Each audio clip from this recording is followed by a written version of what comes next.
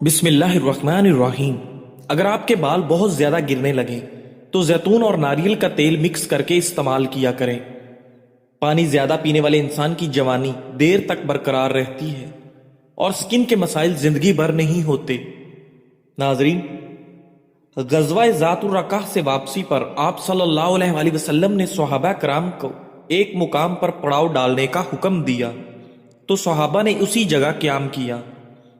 گرمی کا موسم تھا، چنانچہ صحابہ کرام وادی میں ادھر ادھر پھیل کر درختوں کے نیچے لیٹ گئے، اور سفر کی وجہ سے چونکہ تھکن کے شکار تھے اس لیے جلد ہی اکثر لوگ نیند کی آغوش میں چلے گئے۔ نبی کریم صلی اللہ علیہ وآلہ وسلم نے بھی ایک درخت کے نیچے پڑاؤ ڈالا اور اپنی تلوار درخت کی ایک شاخ سے لٹکا کر آرام فرمانے لگے۔ ایک دیہاتی مشرک نے اپنی قوم سے کہا، تم اطمینان رکھو، میں خفیہ طریقے سے اسلامی لشکر میں داخل ہوتا ہوں اور مسلمانوں کے نبی کو معاذ اللہ قتل کر کے واپس آتا ہوں۔ وہ اپنے ناپاک عزائم کی تکمیل کے لیے نکلا۔ مسلمانوں کو علم نہ تھا کہ کوئی شخص بری نیت سے ان کی طرف آ رہا ہے۔ غورث بن حارث نامی یہ مشرک طویل عرصے سے صحابہ اور خصوصاً اللہ کے رسول صلی اللہ علیہ وآلہ وسلم کی تلاش میں تھا کہ کب اسے موقع ملے اور وہ اپنا ہدف حاصل کر لے۔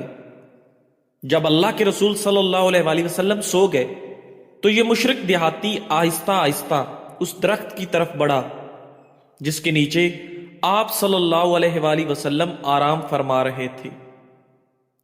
اس نے آ کر سب سے پہلے آپ صلی اللہ علیہ وآلہ وسلم کی لٹکی ہوئی تلوار پر قبضہ کیا، اسے میان سے باہر نکالا، فضا میں لہرایا، پھر اللہ کے رسول صلی اللہ علیہ وآلہ وسلم کے سر کے قریب تلوار اٹھا کر بلند آواز میں پکارا، اے محمد، کیا تمہیں مجھ سے ڈر لگ رہا ہے؟ قریب تھا کہ وہ آپ صلی اللہ علیہ وآلہ وسلم کو قتل کر کے بنو غطفان میں ایک بلند مقام حاصل کر لیتا، مگر اسے معلوم نہ تھا کہ اس کا واسطہ کسی عام شخص سے نہیں بلکہ اللہ تعالیٰ کے آخری رسول سے ہے، جس کی حفاظت کا وعدہ خود رب العالمین نے کر رکھا ہے۔ آپ صلی اللہ علیہ وآلہ وسلم نے پورے اعتماد اور اطمینان کے ساتھ فرمایا، بالکل بھی ڈر نہیں لگ رہا۔ دیہاتی حیران و پریشان تھا کہ تلوار تو اس کے ہاتھ میں ہے، رسول اللہ صلی اللہ علیہ وآلہ وسلم تو خالی ہاتھ ہیں، ان کے پاس اپنے دفاع کے لیے کچھ بھی نہیں، مگر پھر بھی وہ بے خوف و خطر کھڑے تھے۔ پھر دیہاتی نے کہا، آپ کو مجھ سے کون بچائے گا؟ اس کے ساتھ ہی اس نے تلوار رسول اللہ صلی اللہ علیہ وآلہ وسلم کے سر کے قریب تان لی۔ اللہ کے رسول صلی اللہ علیہ وآلہ وسلم نے کامل یقین کے ساتھ فرمایا، اللہ، میرا اللہ مجھے تم سے بچائے گا۔ اللہ کے رسول صلی اللہ علیہ وآلہ وسلم کی زبان مبارک سے جب اللہ تعالیٰ کا اسم ذات ادا ہوا تو اس کافر پر خوف و رعب طاری ہو گیا، اس کے جسم پر کپ کپی طاری ہو گئی۔ دراصل یہ آپ صلی اللہ علیہ وآلہ وسلم کا رعب تھا، جیسا کہ آپ نے ارشاد فرمایا تھا، مجھے رعب کے ساتھ مدد دی گئی ہے۔ دشمن آپ کو دیکھتا تو اس پر رعب طاری ہو جاتا۔ چنانچہ اس مشرک کے ہاتھ سے تلوار گر پڑی اور اب اسے اللہ کے رسول صلی اللہ علیہ وآلہ وسلم نے اپنے مبارک ہاتھ میں تھام لیا۔ آپ صلی اللہ علیہ وآلہ وسلم نے تلوار کو اس کی طرف بڑھایا اور پوچھا، یہ بتاؤ اب تمہیں میرے ہاتھ سے کون بچائے گا؟ مشرک کو اپنی جان کے لالے پڑ گئے۔ وہ نہ تو یہ کہہ سکتا تھا اللہ، اور نہ ہی وہ اپنے جھوٹے معبودوں کا نام لے سکا۔ وہ کانپ رہا تھا، کانپتے ہوئے کہنے لگا، کوئی بھی بچا نہیں سکتا، تلوار تو آپ کے ہاتھ میں ہے، آپ چاہیں تو مجھے قتل کر سکتے ہیں۔ ساتھ ہی کہنے لگا، آپ اگر مجھے قتل نہ کریں اور معاف کر دیں تو میں آپ سے وعدہ کرتا ہوں کہ کبھی آپ سے لڑائی نہ کروں گا۔ آپ صلی اللہ علیہ وآلہ وسلم نے فرمایا تو پھر اسلام قبول کر لو۔ وہ کہنے لگا میں اسلام قبول نہیں کرتا۔ اس انکار کے باوجود اللہ کے رسول صلی اللہ علیہ وآلہ وسلم نے اسے معاف کر دیا۔ جب وہ اپنی قوم میں واپس چلا گیا تو لوگوں نے کہا میں تمہارے پاس سب سے بہترین شخصیت کے ہاں سے آیا ہوں۔ بعض سیرت نگار جن میں ابن اسحاق اور واقدی شامل ہیں بیان کرتے ہیں کہ وہ شخص مسلمان ہوا اور اس نے اپنی قوم میں جا کر تبلیغ کی اور اس کی بدولت بہت سارے لوگ مسلمان ہو گئے۔ ناظرین گرامی، غزوہ بدر میں مسلمانوں کے ہاتھوں قریش کو شکست فاش ہوئی تو ابو سفیان کو اہل مکہ کی قیادت سونپی گئی۔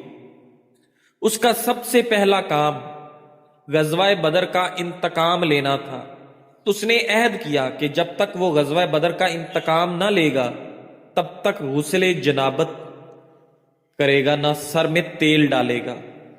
چنانچہ جیسے ہی اسے موقع ملا وہ 200 سواروں کو ساتھ لے کر مدینہ طیبہ کی طرف روانہ ہوا۔ رات کی تاریکی میں اس نے یہودی قبیلہ بنو نصیر کے مشہور سردار حی بن خطب کے دروازے پر دستک دی، لیکن اس نے دروازہ نہ کھولا۔ پھر وہ بنو نصیر ہی کے سردار سلام بن متم کے گھر پہنچا، جس نے صرف ابو سفیان کا پرجوش استقبال کیا بلکہ پرتکلف دعوت دی، شراب بھی پلائی اور اہل مدینہ طیبہ کے مخفی راز بھی بتائے۔ سلام بن مشکم اور اس کی بیوی زینب بنت حارث نے غزوہ خندق میں بھی یہودیوں کو ورغلانے میں نمایاں کردار ادا کیا۔ غزوہ خیبر میں زینب کا خامند سلام بن مشک شدید بیمار تھا۔ وہ قلعہ نتا میں بستر پر تھا۔ بیماری کی وجہ سے وہ اٹھ نہیں سکتا تھا۔ اس کے باوجود اسلام کی عداوت اسے میدان جنگ میں لے آئی۔ ہر چند کے اسے یہود نے منع بھی کیا کہ تم بیمار ہو، میدان جنگ میں نہ جاؤ، مگر وہ باز نہ آیا۔ میدان قتال میں پہنچا اور لڑتے ہوئے مارا گیا۔ زینب کے خامند کے علاوہ اس کا باپ حارث اور چچا یسار بھی میدان جنگ میں قتل ہو گئے تھے۔ یہ یہود کے نمایاں اور بہادر لوگوں میں سے تھے۔ زینب کا باپ، چچا اور خامند جب خیبر میں قتل ہو گئے تو اس عورت اللہ کے رسول صلی اللہ علیہ وسلم سے بدلہ لینے کی ٹھان لی۔ اس کو معلوم تھا کہ اللہ کے رسول صلی اللہ علیہ وآلہ وسلم صدقہ قبول نہیں کرتے مگر ہدیہ قبول کر لیتے ہیں۔ اس نے کہیں سے معلوم کر لیا تھا کہ اللہ کے رسول صلی اللہ علیہ وآلہ وسلم کو بکری کا کون سا حصہ زیادہ مرغوب ہے۔ اسے بتایا گیا کہ آپ کو دستی کا گوشت زیادہ پسند ہے۔ چنانچہ اس نے اپنے گھر کی ایک بکری کو ذبح کیا، بطور خاص دستی میں خوب زہر ملا دیا۔ باقی بکری کو بھی اس نے زہر آلود کر دیا۔ اس نے زہر کے لیے یہود سے مشورہ کیا تھا کہ کون سا زہر زیادہ سریع الاثر، جلدی اثر کرنے والا ہوتا ہے۔ چنانچہ ان کے مشورے کی روشنی میں اس نے زہر آلود بکری کو بھونا۔ جب سورج غروب ہو گیا تو اللہ کے رسول صلی اللہ علیہ وآلہ وسلم نے مغرب کی نماز ادا کی اور اپنی قیام گاہ پر تشریف لائے۔ اس وقت زینب وہاں بیٹھی ہوئی تھی۔ آپ صلی اللہ علیہ وآلہ وسلم نے پوچھا بی بی کیا چاہتی ہو؟ کہنے لگی ابو القاسم، میں آپ کے لیے ہدیہ لے کر آئی ہوں۔ اللہ کے رسول صلی اللہ علیہ وآلہ وسلم کی عادت تھی کہ وہ ہدیہ قبول کر لیتے تھے۔ آپ صلی اللہ علیہ وآلہ وسلم نے اشارہ کیا اور اس سے ہدیہ وصول کر لیا گیا۔ چنانچہ زہر آلود بکری کو آپ کے سامنے رکھا گیا۔ آپ نے وہاں موجود صحابہ سے بھی فرمایا کہ قریب ہو جاؤ، عشاء کا کھانا کھاتے ہیں۔ کھانا شروع ہوا۔ اللہ کے رسول صلی اللہ علیہ وآلہ وسلم نے دستی کے گوشت کو اپنے ہاتھوں میں لیا اور اس میں سے کچھ کھا لیا۔ آپ صلی اللہ علیہ وآلہ وسلم کے ساتھ سیدنا بشر بن برا رضی اللہ تعالیٰ عنہ بھی کھانے میں شریک تھے۔ انہوں نے لقمہ اٹھا کر کھا لیا۔ رسول اللہ صلی اللہ علیہ وآلہ وسلم نے جو کچھ منہ میں تھا اسے فوراً اگل دیا۔ آپ صلی اللہ علیہ وآلہ وسلم نے ارشاد فرمایا اپنے ہاتھ اٹھا لو، یہ دستی مجھے بتا رہی ہے کہ وہ زہر آلود ہے۔ یہ جرم کوئی معمولی جرم نہیں تھا، اس کے لیے پورے کنبے قبیلے کو گرفتار نہیں کیا گیا، صرف اس کی ذمہ دار خاتون زینب کو اللہ کے رسول صلی اللہ علیہ وآلہ وسلم کی خدمت میں پیش کیا گیا۔ جب اس سے پوچھا گیا کہ ایسا کیوں کیا تو وہ کہنے لگی، میں آپ کو قتل کرنا چاہتی تھی، اس لیے کہ خیبر کی جنگ میں میرا باپ، چچا اور خامند آپ لوگوں کے ہاتھوں قتل ہو گئے تھے۔ پھر کہنے لگی، میں نے ایسا اس لیے کیا کہ اگر آپ نبی برحق ہیں تو آپ کو پتہ چل جائے گا کہ اس گوشت میں زہر ہے، اور اگر آپ نبی کاذب ہیں تو لوگ آپ سے نجات پا جائیں گے۔ چونکہ آپ صلی اللہ علیہ وآلہ وسلم نے اپنی ذات کے لیے کبھی کسی سے انتقام نہیں لیا، اس لیے آپ نے کوئی تعرض نہ فرمایا۔ آپ صلی اللہ علیہ وآلہ وسلم نے اسے کچھ نہیں کہا، نہ سزا دی، بلکہ اسے معاف کر دیا۔ چونکہ زہر کا معمولی حصہ جسم میں سرایت کر چکا تھا، اس لیے آپ صلی اللہ علیہ وآلہ وسلم نے گردن کے پاس اور کمر پر سینکی لگوائی اور دوسرے متاثرین کو بھی سینکی لگانے کا حکم دیا۔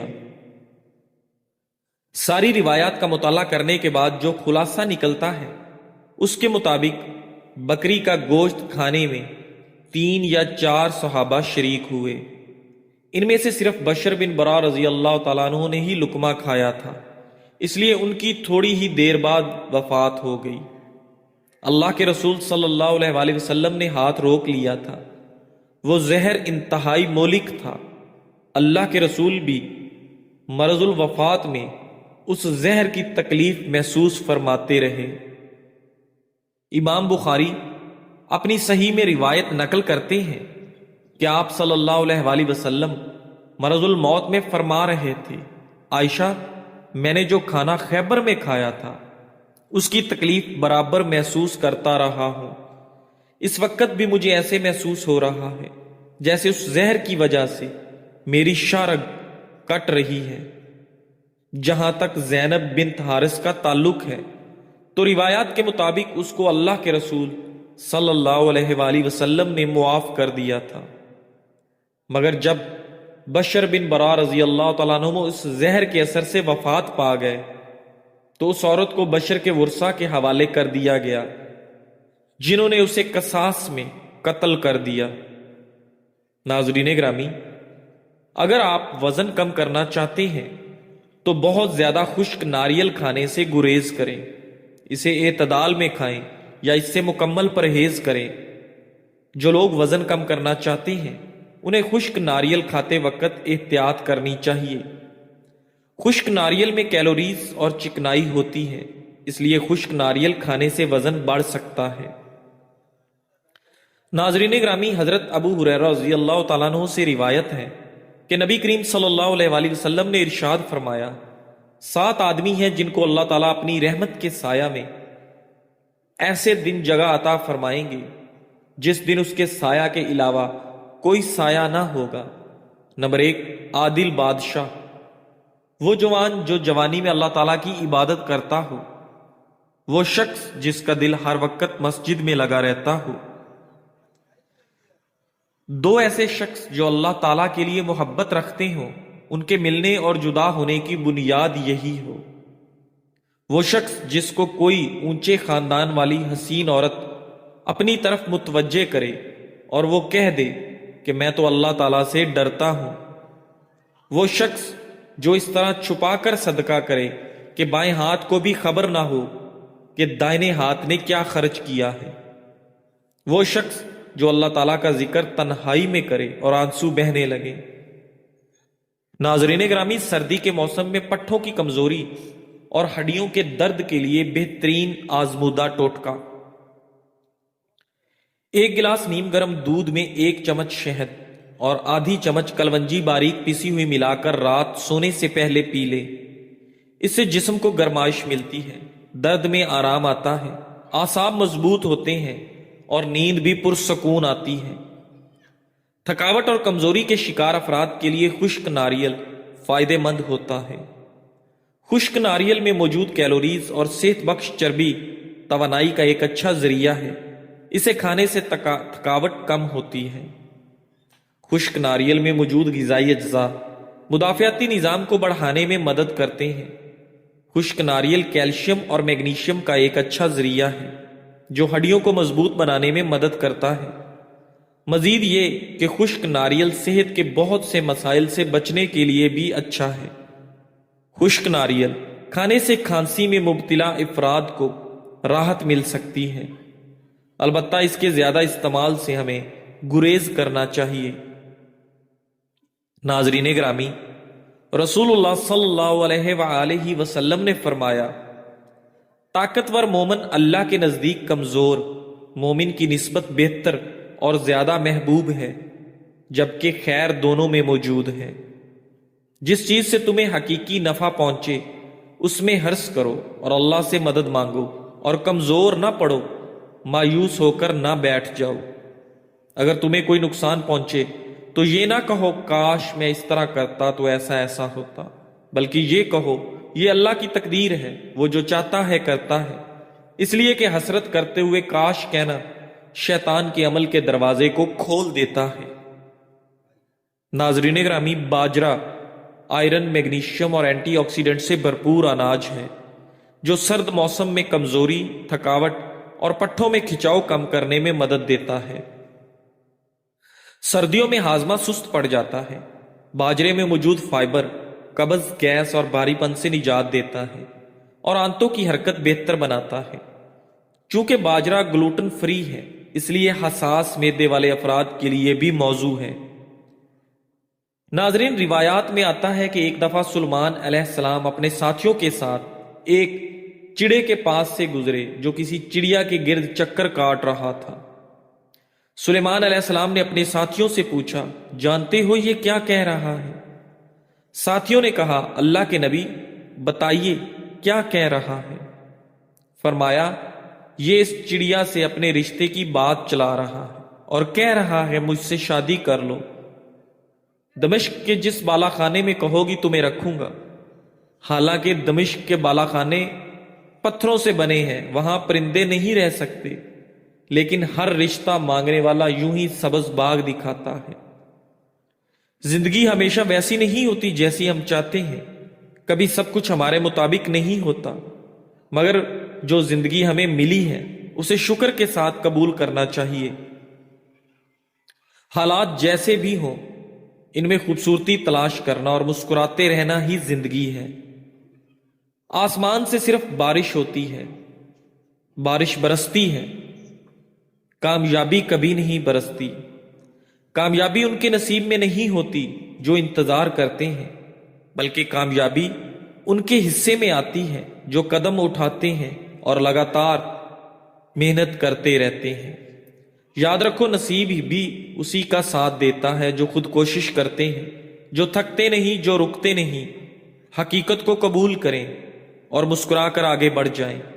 جس چیز کو آپ بدل نہیں سکتے اس سے چمٹے رہنا صرف آپ کے سکون میں رکاوٹ بنتا ہے اور کچھ نہیں۔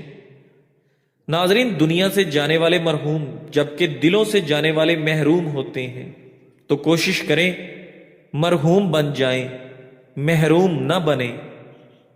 جزاک اللہ۔